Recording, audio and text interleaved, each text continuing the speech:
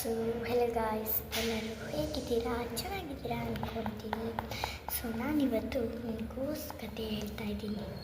So ಅಂದರೆ ನಿಮ್ಮ ಮನೇಲಿ ಆತ್ಮ ಇದೆಯೋ ಇಲ್ವೋ ಅಂತ ತಿಳ್ಕೊಬೇಕಂದ್ರೆ ನೀವೇನು ಮಾಡಬೇಕು, ಏನು ಮಾಡಬಾರ್ದು ಅಂತ ಹೇಳ್ತೀನಿ.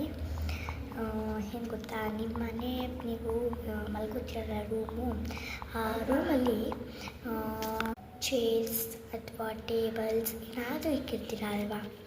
ಸೊ ಅದ್ರ ಮೇಲೆ ನೀವು ಏನಾದರೂ ಒಂದು ಫಿಲ್ಲಪ್ ಮಾಡೇ ಮಲ್ಕೋಬೇಕು.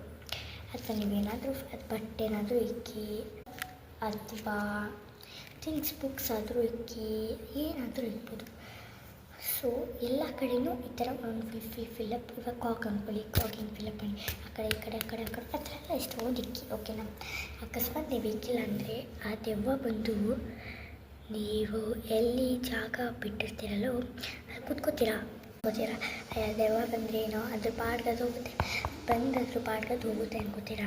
ಬಟ್ ಆ ಆತ್ಮ ನಿಮ್ಮ ಮೈಂಡ್ಗೆಲ್ಲ ಇದು ಮಾಡಿ ಒಂಥರ ಸೆಟಪ್ ಎಲ್ಲ ಮಾಡಿ ಇಟ್ಬಿಟ್ಟು ಹೋಗುತ್ತೆ ಗೈಸ್. ಸೊ ನೀವು ಯಾವತ್ತೇ ಮಲ್ಕೋಬೇಕಂತ ಈ ಥರ ಮಾಡಿಕ್ಕಿ. ಸೊ ಅಕಸ್ಮಾತ್ ಎಲ್ಲ ಮಾಡಿಲ್ಲ, ನಮ್ಗೆ ಇದು ಗೊತ್ತಿರಲಿಲ್ಲ ಅಂತ ಇಟ್ಕೊಳ್ಳಿ. ನೀವು ಒಳಗಡೆ ಲೈಕ್ ಒಳಗಡೆ ಬಿಸಿಲಿತ್ತು, ನಮಗೆ ಒಳಗಡೆ ಚಳಿ ಆಗ್ತಿದ್ರೆ ಯಾವುದೋ ಆತ್ಮ ನಮ್ಮ ಮನೇಲಿದೆ ಅಂತ ಅರ್ಥ. ಅವಾಗಲೇ ಹೇಳಿದ ನಾನು ಫಿಲ್ಲಪ್ ಮಾಡಿ ಮಲ್ಕೋಬೇಕು ಅಂತ.